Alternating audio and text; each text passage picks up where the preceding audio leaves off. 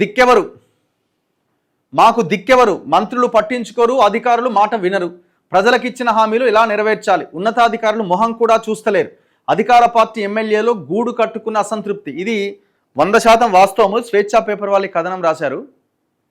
నేను నిన్న మొన్న ఒక 2-3 ఎమ్మెల్యేలను కలిసినా కూడా నేను ముఖ్యమంత్రిని కలవక 6 నెలలు అవుతుందని చెప్తున్నా. ఒక ఎమ్మెల్యే ముఖ్యమంత్రిని కలవక 6 నెలలు అవుతుంది, ముఖ్యమంత్రి మాకు సమయమే ఇస్తలేడు, ఆ ఇంటికి పోతే గంటల కొద్దీ వెయిట్ చేయాలి.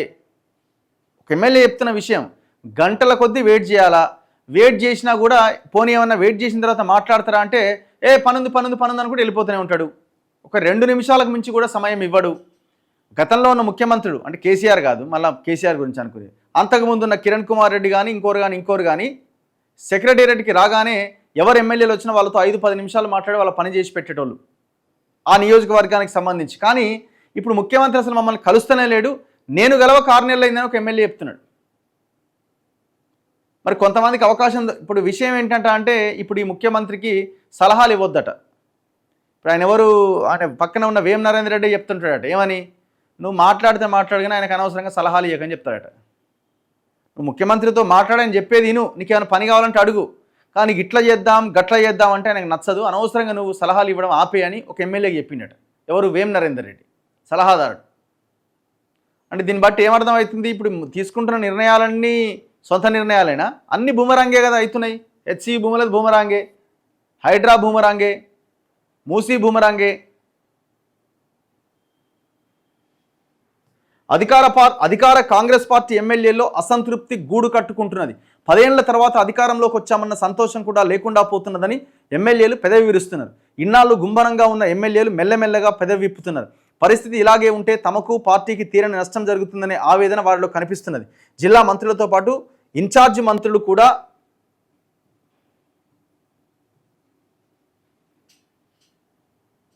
తమను పెద్దగా పట్టించుకోవట్లేదని, వినతులు ఇస్తే తీసుకోవడమే తప్ప ఆ పనులు కావట్లేదని వాపోతున్నారు. ఎందుకు మంత్రులు స్పందిస్తలేరు? ఎవరి దుకాణం వాళ్ళదేనా, మళ్ళీ మీకేడ దేశ పెట్టాలి? ఎవరి దుకాణం వాళ్ళదే కదా. పలకరింపులే తప్ప పనులు అయితే లేవట.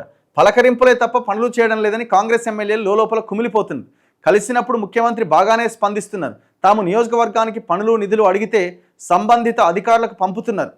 ఇక అక్కడి నుంచి ఫైలు కదలట్లేదు అనేది అధికార పార్టీ ఎమ్మెల్యేల ప్రధాన ఆరోపణ.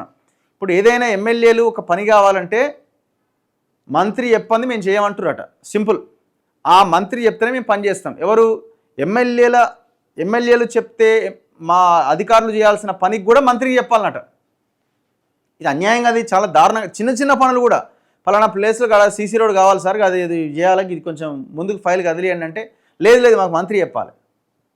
ఇది గ్రౌండ్ రియాలిటీ. ఇది అధికారంలోకి వచ్చి 1.5 ఏళ్ల అయినా బాలారిష్టాలు తీరలేదన్న బెంగ వారిలో కనిపిస్తున్నది. నియోజకవర్గ ప్రతినిధిగా తాము ఇచ్చిన హామీలకు ఇప్పుడు చేస్తున్న పనులకు పొంతన లేదని నల్గొండ జిల్లాకు చెందిన ఒక ఎమ్మెల్యే సచివాలయం సాక్షిగా ఆవేదన వ్యక్తం చేసిండు. పనులు ఎలా ముందుకెళ్తాయి, పని కాకపోతే ఎందుకు కాలేదు, అయ్యేందుకు మార్గాలేంటి అన్నది సూచించాల్సిన బాధ్యత కూడా అధికారులదే అని ఎమ్మెల్యేలు అంటున్నారు. కాకపోతే క్షేత్రస్థాయిలో పరిస్థితి భిన్నంగా ఉన్నది. సచివాలయంలో ఎమ్మెల్యేలను కలిసేందుకు కూడా ఉన్నతాధికారులు సుముఖత చూపట్లేదని రంగారెడ్డి జిల్లాకు చెందిన ఒక సీనియర్ ఎమ్మెల్యే వాపోయారు. రాష్ట్ర ఆర్థిక పరిస్థితి గడ్డుగా ఉందన్న విషయం తమకు తెలుసు. కాకపోతే అభివృద్ధి పనుల్లో అంతో ఇంతో వేగం చూపెట్టకపోతే ఓటేసిన జనంతో పాటు కార్యకర్తలను కూడా సంతృప్తి పరచలేమని వారు అంటున్నారు. ఒక్క పని అయితే లేదట. సీఎం రిలీఫ్ ఫండ్ తప్ప ఆర్థిక శాఖతో ముడిపడ్డ ఏ ఒక్క పని కావట్లేదని, మంత్రులను అడిగి ఫోన్లు చేపిద్దామన్నా వారు కూడా మాట్లాడేందుకు సుముఖంగా లేరని ఎమ్మెల్యేలు అంటున్నారు. ఇన్నాళ్ళు ఏదో ఒక విధంగా నెట్టుకొచ్చాం, ఇకపైన జవాబుదారీగా ఉండకపోతే నియోజకవర్గాల్లో పార్టీతో పాటు